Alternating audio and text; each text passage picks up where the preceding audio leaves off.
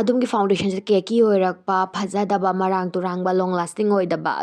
ꯑꯗꯨꯒꯨꯝꯕ ꯄ꯭ꯔꯣꯕ꯭ꯂꯦꯝ ꯑꯣꯏꯔꯒꯗꯤ ꯃꯌꯥꯝ ꯉꯁꯤꯒꯤ ꯚꯤꯗꯤꯑꯣ ꯁꯣꯏꯗꯅꯃꯛꯀꯤ ꯌꯦꯡꯕꯤꯌꯨꯀꯣ ꯌꯥꯝꯅ ꯀꯥꯟꯅꯕ ꯚꯤꯗꯤꯑꯣ ꯑꯣꯏꯒꯅꯤ ꯍꯥꯏ ꯃꯌꯥꯝ ꯉꯁꯤꯁꯦ ꯐꯥꯎꯟꯗꯦꯁꯟꯁꯦ ꯀꯔꯝꯍꯥꯏꯅ ꯅꯤꯌꯣꯝ ꯆꯨꯝꯅ ꯊꯥꯒꯅꯤ ꯍꯥꯏꯕꯗꯣ ꯁꯦꯌꯔ ꯇꯧꯖꯔꯛꯀꯦ ꯐꯥꯎꯟꯗꯦꯁꯟ ꯊꯥꯗ꯭ꯔꯤ ꯃꯃꯥꯡꯗ ꯑꯩꯈꯣꯏꯒꯤ ꯁ꯭ꯀꯤꯟꯁꯦ ꯄ꯭ꯔꯦꯞ ꯇꯧꯕꯁꯦ ꯌꯥꯝꯅ ꯏꯝꯄꯣꯔꯇꯦꯟꯅꯦꯕꯀꯣ ꯃꯔꯝ ꯑꯗꯨꯒꯤ ꯑꯐꯕ ꯃꯣꯏꯆꯔꯥꯏꯖꯔ ꯑꯗꯣꯝꯒꯤ ꯁ꯭ꯀꯤꯟ ꯇꯥꯏꯞꯀꯤ ꯃꯇꯨꯡ ꯏꯟꯅ ꯑꯃ ꯂꯧꯔꯒ ꯇꯩꯕꯤꯔꯣ ꯑꯗꯨꯒꯤ ꯃꯇꯨꯡꯗ ꯃꯌꯥꯝ ꯄ꯭ꯔꯥꯏꯃꯔꯁꯤ ꯁ꯭ꯀꯤꯞ ꯇꯧꯕꯤꯒꯅꯨ ꯑꯗꯣꯝꯒꯤ ꯁ꯭ꯀꯤꯟꯒꯤ ꯇꯥꯏꯞꯀꯤ ꯃꯇꯨꯡ ꯏꯟꯅ ꯄ꯭ꯔꯥꯏꯃꯔꯁꯤꯁꯨ ꯂꯧꯕꯤꯗꯣꯏꯅꯤ ꯑꯣꯏꯂꯤ ꯁ꯭ꯀꯤꯟ ꯑꯣꯏꯔꯒꯅ ꯃꯦꯠ ꯐꯤꯅꯤꯁ ꯑꯣꯏꯕ ꯗ꯭ꯔꯥꯏ ꯁ꯭ꯀꯤꯟ ꯑꯣꯏꯔꯒꯅ ꯗꯤꯋꯤꯏꯂꯨꯃꯤꯅꯦꯇꯤꯡ tꯧꯕꯤꯕ ꯍꯥꯏꯗ꯭ꯔꯦꯇꯤꯡ ꯇꯧꯕꯤꯕ ꯄ꯭ꯔꯥꯏꯃꯔ ꯑꯗꯨꯒ ꯑꯩꯈꯣꯏꯒꯤ ꯄꯣꯔꯁ ꯌꯥꯝꯅ ꯂꯩꯔꯒꯅ ꯄꯣꯔꯁ ꯃꯤꯅꯤꯃꯥꯏꯁ ꯇꯧꯕꯤꯕ ꯄ꯭ꯔꯥꯏꯃꯔ ꯑꯗꯨꯒꯨꯝꯕ ꯑꯃ ꯂꯧꯔꯒ ꯇꯩꯕꯤꯔꯣ ꯑꯗꯨꯒꯤ ꯃꯇꯨꯡꯗ ꯃꯌꯥꯝ ꯄ꯭ꯔꯥꯏꯃꯔꯁꯦ ꯇꯩꯕ ꯂꯣꯏꯔꯦ ꯉꯥꯏꯍꯥꯛꯈꯛꯀꯤ ꯒꯦꯞ ꯊꯝꯕꯤꯔꯅꯤ ꯑꯗꯨꯒ ꯑꯩꯈꯣꯏꯒꯤ ꯃꯥꯏꯗ ꯗꯥꯛ ꯗꯨꯛ ꯇꯥꯕ ꯑꯣꯏꯔꯒꯗꯤ ꯗꯥꯛ ꯗꯨꯛꯁꯤꯡꯗꯣ ꯀꯕꯔ ꯇꯧꯅꯕꯒꯤꯗꯃꯛꯇ ꯀꯟꯁꯤꯂꯔ ꯑꯃ ꯂꯧꯕꯤꯔꯣ ꯅꯠꯇ꯭ꯔꯒ ꯀꯂꯔ ꯀꯔꯦꯛꯇꯤꯡ ꯇꯧꯕꯤꯕꯀꯣ ꯀꯂꯔ ꯀꯔꯦꯛꯇꯤꯡ ꯍꯥꯏꯁꯤꯅ ꯃꯌꯥꯝ ꯀꯟꯁꯤꯂꯔꯗ ꯀꯂꯔꯐꯨꯜ ꯑꯣꯏꯕ ꯍꯥꯏꯕꯗꯤ ꯒ꯭ꯔꯤꯟ ꯀꯂꯔꯒꯨꯝꯕ ꯑꯣꯔꯦꯟꯖ ꯀꯂꯔꯒꯨꯝꯕ ꯗꯥꯛꯀꯤ ꯃꯇꯨꯡ ꯏꯟꯅ ꯎꯔꯤꯡꯒꯤ ꯉꯥꯡꯁꯪ ꯉꯥꯡꯅ ꯇꯥꯕ ꯗꯥꯛ ꯑꯣꯏꯔꯒꯗꯤ ꯑꯩꯈꯣꯏꯒꯤ ꯒ꯭ꯔꯤꯟ ꯀꯂꯔꯁꯦ ꯁꯤꯖꯤꯟꯅꯕꯤꯌꯨ ꯅꯠꯇ꯭ꯔꯒ ꯑꯌꯥꯝꯕ ꯑꯩꯈꯣꯏꯒꯤ ꯃꯍꯤꯡꯒꯤ ꯑꯃ ꯑꯗꯨꯒꯨꯝꯕ ꯗꯥꯛ ꯑꯣꯏꯔꯒꯅ ꯑꯣꯔꯦꯟꯖ ꯀꯂꯔꯒꯤ ꯀꯔꯦꯛꯇꯔ ꯁꯤꯖꯤꯟꯅꯕꯤꯌꯨ ꯑꯗꯨ ꯅꯠꯇꯕꯤꯗ ꯑꯩꯈꯣꯏꯅ ꯀꯟꯁꯤꯂꯔꯁꯦ ꯁꯨꯝ ꯁꯤꯖꯤꯟꯅꯕ ꯄꯥꯝꯃꯒꯅ ꯑꯩꯈꯣꯏꯒꯤ ꯁ꯭ꯀꯤꯟ ꯇꯣꯟꯁꯤꯗꯒꯤ ꯃꯝꯖꯟꯕꯀꯣ ꯃꯔꯝꯗꯤ ꯗꯥꯛꯁꯤꯗꯤ ꯃꯌꯥꯝ ꯑꯩꯈꯣꯏꯒꯤ ꯃꯝꯅ ꯇꯥꯗꯣꯏꯅꯦꯕꯀꯣ ꯑꯩꯈꯣꯏꯒꯤ ꯁ꯭ꯀꯤꯟꯒꯗꯤ ꯃꯥꯟꯅꯔꯣꯏ ꯃꯥꯗꯤ ꯃꯨꯁꯜꯂ ꯇꯥꯕ ꯌꯥꯎꯏ ꯑꯃ ꯑꯗꯨꯒꯤ ꯃꯇꯨꯡ ꯏꯟꯅ ꯑꯩꯈꯣꯏꯅ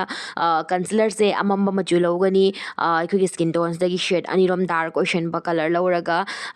ꯁꯦꯠ ꯑꯅꯤ ꯅꯠꯇ꯭ꯔꯒ ꯑꯃꯀꯣ ꯑꯗꯨꯝ ꯗꯥꯔꯛ ꯑꯣꯏꯕ ꯀꯂꯔ ꯂꯧꯔꯒ ꯗꯥꯛꯁꯦ ꯃꯦꯟꯕꯤꯒꯅꯤ ꯑꯗꯨꯒꯤ ꯃꯇꯨꯡꯗ ꯃꯌꯥꯝ ꯑꯩꯈꯣꯏꯅ ꯐꯥꯎꯟꯗꯦꯁꯟꯁꯦ ꯊꯥꯒꯅꯦꯕ ꯗꯥꯛ ꯗꯨꯛ ꯃꯦꯟꯗꯕꯤꯗ ꯑꯩꯈꯣꯏꯅ ꯗꯥꯏꯔꯦꯛ ꯐꯥꯎꯟꯗꯦꯁꯟ ꯊꯥꯖꯤꯟꯕ ꯇꯥꯔꯒꯗꯤ ꯑꯩꯈꯣꯏꯒꯤ ꯐꯥꯎꯟꯗꯦꯁꯟꯒꯤ ꯀꯂꯔꯗꯣ ꯃꯌꯥꯝ ꯆꯦꯟꯖ ꯇꯧꯔꯛꯀꯅꯦꯕ ꯃꯅꯨꯡꯗꯩ ꯗꯥꯛꯇꯣ ꯍꯥꯏꯕꯗꯤ ꯗꯥꯛꯁꯤꯡꯗꯣ ꯊꯣꯛꯂꯛꯀꯅꯦꯕ ꯐꯥꯎꯟꯗꯦꯁꯟ ꯃꯅꯨꯡꯗꯨꯒ ꯎꯔꯒ ꯐꯥꯎꯟꯗꯦꯁꯟꯗꯣ ꯀꯂꯔꯗꯣ ꯆꯦꯟꯖ ꯇꯧꯔꯒ ꯌꯦꯡꯕꯗ ꯃꯇꯝꯗ ꯐꯖꯔꯣꯏ ꯃꯔꯝ ꯑꯗꯨꯒꯤ ꯑꯩꯈꯣꯏꯒꯤ ꯗꯥꯛ ꯗꯨꯛ ꯂꯩꯕ ꯇꯥꯔꯒꯗꯤ ꯁ꯭ꯀꯤꯟꯗꯣ ꯐꯖꯅ ꯍꯥꯟꯅ ꯅ꯭ꯌꯨꯇ꯭ꯔꯦꯂꯥꯏꯁ ꯇꯧꯕꯤꯔꯝꯃꯣ ꯍꯥꯏꯕꯗꯤ ꯈꯨꯝꯕꯤꯔꯝꯃꯣ ꯗꯥꯛ ꯗꯨꯛ ꯃꯌꯥꯝꯗꯣ ꯑꯗꯨꯒꯤ ꯃꯇꯨꯡꯗ ꯐꯥꯎꯟꯗꯦꯁꯟꯁꯦ ꯁꯤꯖꯤꯟꯅꯕꯤꯌꯨ ꯐꯥꯎꯟꯗꯦꯁꯟꯁꯤꯁꯨ ꯃꯌꯥꯝ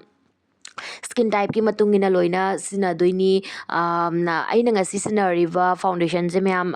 ꯏꯟꯁꯥꯏꯠꯀꯤ HD ꯐꯥꯎꯟꯗꯦꯁꯟ ꯁꯤꯒꯤꯁꯦ ꯃꯌꯥꯝ ꯌꯦꯡꯉꯣ ꯌꯥꯝꯅ ꯂꯣꯡ ꯂꯥꯁꯇꯤꯡ ꯑꯣꯏꯕ ꯃꯦꯀꯞ ꯑꯃ ꯑꯗꯨꯒꯨꯝꯕꯩ ꯅꯠꯇꯦꯀꯣ ꯑꯁꯤꯁꯦ ꯌꯥꯝꯅ ꯍꯣꯡꯕ ꯑꯟꯗꯔ 300ꯀꯤ ꯃꯅꯨꯡꯗ ꯐꯪꯕ ꯌꯥꯝꯅ ꯑꯐꯣꯔꯗꯦꯕꯜ ꯑꯣꯏꯕ ꯐꯥꯎꯟꯗꯦꯁꯟꯅꯤ ꯁꯤꯒꯤꯁꯦ ꯄꯨꯡ ꯑꯃ ꯑꯅꯤ ꯑꯍꯨꯝꯒꯤ ꯃꯦꯀꯞꯅꯤꯀꯣ ꯑꯗꯨ ꯑꯣꯏꯔꯗꯤ ꯌꯥꯏ ꯀꯩꯝ ꯀꯥꯏꯗꯦ ꯕꯠ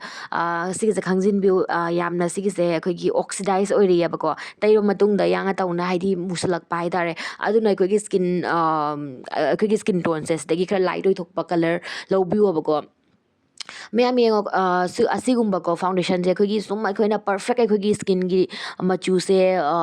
ꯍꯥꯏꯕꯗꯤ ꯆꯥꯅꯕꯁꯨ ꯐꯪꯗꯕꯁꯨ ꯌꯥꯎꯏ ꯑꯗꯨꯒ ꯐꯥꯎꯟꯗꯦꯁꯟ ꯑꯃꯃꯝꯀꯣ ꯑꯌꯥꯝꯕꯀꯣ ꯐꯥꯎꯟꯗꯦꯁꯟ ꯄꯨꯝꯅꯃꯛ ꯂꯣꯏꯅ ꯑꯣꯛꯁꯤꯗꯥꯏꯁ ꯑꯣꯏꯒꯜꯂꯦꯕ ꯑꯗꯨꯅ ꯑꯩꯈꯣꯏꯅ ꯑꯁꯤꯒꯨꯝꯕ ꯈꯔ ꯇ꯭ꯔꯤꯛ ꯀꯛ ꯇꯧꯔꯒ ꯑꯗꯨꯝ ꯀꯦꯗꯣꯏꯅꯤꯀꯣ ꯃꯌꯥꯝ ꯑꯩꯒꯤ ꯚꯤꯗꯤꯑꯣ ꯐꯖꯅ ꯌꯦꯡꯕꯤꯌꯨ ꯃꯌꯥꯝ ꯃꯃꯥꯡꯒꯤ ꯚꯤꯗꯤꯑꯣ ꯃꯌꯥꯝ ꯑꯃꯗꯁꯨ ꯑꯩꯅ ꯁꯨꯝ ꯇꯥꯛꯈꯤꯕꯅꯤ ꯀꯔꯝ ꯍꯥꯏꯅ ꯐꯥꯎꯟꯗꯦꯁꯟꯁꯦ ꯃꯨꯁꯜꯂꯛꯑꯣꯏ ꯑꯃ ꯍꯥꯏꯕꯗꯣꯀꯣ ꯑꯗꯨꯒ ꯃꯌꯥꯝ ꯑꯩꯅ ꯉꯁꯤ ꯁꯤꯖꯤꯟꯅꯔꯤꯕ ꯀꯟꯁꯤꯂꯔꯁꯦ ꯏꯟꯁꯥꯏꯠꯀꯤ HD ꯀꯟꯁꯤꯂꯔꯅꯤ ꯁꯤꯒꯤꯁꯦ ꯁꯨꯝ ꯅꯨꯡꯉꯥꯏ ꯃꯌꯥꯝ ꯁꯤꯖꯤꯟꯅꯕ ꯌꯥꯝꯅ ꯑꯐꯣꯔꯗꯦꯕꯜꯗ ꯑꯐꯕ ꯀꯟꯁꯤꯂꯔꯅꯤ ꯍꯥꯏꯇꯥꯔꯦ ꯑꯗꯨꯒꯤ ꯃꯇꯨꯡꯗ ꯃꯌꯥꯝ ꯐꯥꯎꯟꯗꯦꯁꯟꯁꯦ ꯇꯩꯕ ꯃꯇꯝꯗ ꯑꯩꯈꯣꯏꯅ ꯐꯥꯎꯟꯗꯦꯁꯟꯁꯦ ꯕ꯭ꯌꯨꯇꯤ ꯕ꯭ꯂꯦꯟꯗꯔꯗ ꯍꯥꯏꯗꯤ ꯂꯧꯔꯒꯀꯣ ꯕ꯭ꯌꯨꯇꯤ ꯕ꯭ꯂꯦꯟꯗꯔ ꯅꯠꯇ꯭ꯔꯒ ꯕ꯭ꯔꯁꯇ ꯗꯛ ꯂꯥꯎ ꯂꯧꯔꯒ ꯑꯗꯨꯝ ꯇꯩꯁꯟꯕꯗꯣ ꯇꯧꯕꯤꯗꯕꯤꯗ ꯍꯥꯟꯅ ꯑꯩꯈꯣꯏꯒꯤ ꯐꯤꯡꯒꯔꯒꯤ ꯃꯇꯦꯡꯅ ꯗꯣꯠ ꯇꯧꯔ ꯂꯣꯏꯅ ꯁꯟꯗꯣꯛꯄꯤꯔꯣꯕꯀꯣ ꯐꯤꯡꯒꯔꯅ ꯑꯣꯏꯒꯦꯔꯥ ꯅꯠꯇ꯭ꯔꯒ ブラꯁꯅ ꯑꯣꯏꯒꯦꯔꯥ ꯑꯗꯨꯒꯤ ꯃꯇꯨꯡꯗ ꯕ꯭ꯌꯨꯇꯤ ꯕ꯭ꯂꯦꯟꯗꯔ ꯅꯠꯇ꯭ꯔꯒ ꯕ꯭ꯔꯁ ꯅꯠꯇ꯭ꯔꯒ ꯈꯨꯠꯅꯀꯣ ꯁꯨꯝ ꯕ꯭ꯂꯦꯟ ꯇꯧꯕꯤꯔꯣ ꯕ꯭ꯌꯨꯇꯤ ꯕ꯭ꯂꯦꯟꯗꯔꯅ ꯕ꯭ꯂꯦꯟ ꯇꯧꯕꯁꯤꯅ ꯑꯩꯈꯣꯏꯒꯤ ꯅꯦꯆꯔꯦꯜ ꯐꯤꯅꯤꯁ ꯌꯥꯝꯅ ꯐꯪꯉꯤ ꯑꯗꯨꯒ ꯑꯩꯈꯣꯏꯒꯤ ꯕ꯭ꯔꯁꯅ ꯕ꯭ꯂꯦꯟ ꯇꯧꯕꯁꯤꯅ ꯐꯨꯜ ꯀꯚꯔꯦꯖ ꯐꯪꯉꯤ ꯃꯌꯥꯝ ꯌꯦꯡꯉꯣ ꯐꯥꯎꯟꯗꯦꯁꯟꯁꯤ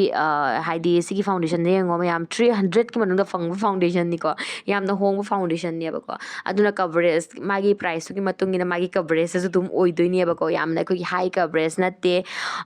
ꯃꯌꯥꯝ ꯁꯤꯒꯤꯁꯦ ꯂꯣ ꯇꯨ ꯃꯤडियम ꯍꯥꯏꯅꯤꯡꯉꯤ ꯃꯌꯥꯝ ꯀꯣ ꯑꯗꯨ ꯌꯥꯝ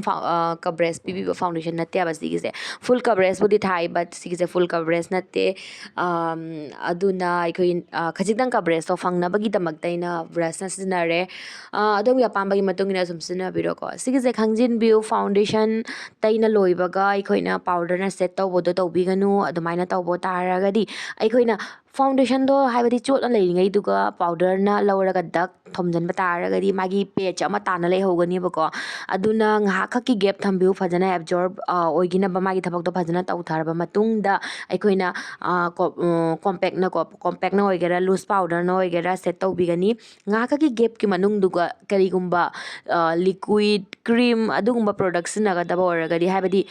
cream blush liquid adegi highlighter kari kakko cream gumba liquid gumba products nagadaba oragadi powder na set tawdri mamangda siznabi horo I hope clear obiramani ma'am adugi matungda yengo cream blush taikhre highlighting concealer ko ahanbada foundation gi foundation taidi mamangda aikoina taigiba concealer do amamba aikoigi skin tones dagi mamjanba color ni dark duk men nabani ko aduga foundation gi mathakta tairiba concealers na aikoigi highlighting taw haib tawbinaba concealer ne bako aduna aikoigi skins dagi light oithokpa machu lawgani adona tairi foundation do dagi light oithokpa machu lawraga highlighting tawbigani bako mid makha mid mathak adegi aikoigi high point sing do maigi season aikoigi foundation do khara dum oxidize oigraga su highlighting concealers na khara ngandong leibadina makeup do phajeyebako aikoigi face ki structure do phajey adai mit makhada mamna khona leibado yengba matamsu yamna awaba mimala phajadiduna ko aduna sumaina highlighting tawbiramgani ma'am adugi matungda mukang haka gap thambiraga powder ama laura set tawbigani loose powder na set tawgera compact powder na set tawgera ma'am adumgi apambagi matungina leire ko loose powder ga compact ka compare tawuraga aikoigi compact na khara coverage fangba heli ko ma'am pigment yaweba compact aduna adumgi apambagi matungina adum sizinabiro aina hojik sizinariba Mars ki ko translucent powder ni ma'am Maybelline gi su phabani ko khara adum ahongbada Mars Maybelline Forever 52 moigi aikoigi rose powder singje loina phabani aikoigi taira matungda yamna dry oiba khotpa amma adugumado tawdabani ba ko ma'am ma'am hojik set tawna lore set tawna lorabadina swai sida ko foundation aikoigi taibagi achumagi niyom do adum lore mayam sumaina set tawdaba taragadi aikoigi foundation do yanga tawna oxidize oragani long lasting oi habako aduna sumaina set tawbiramo mayam ngase gi video se mayam da soidna maki kanabiramgana na kanjei kanabiba taragadi please like tawbiramo aduga comment da sum ibiramo mathangda karamba video semjaroge habadusu ko ngasi gi mayam matang asida sum losanjorage mathangi video da monarese mayam bye bye support to baka like share and subscribe bye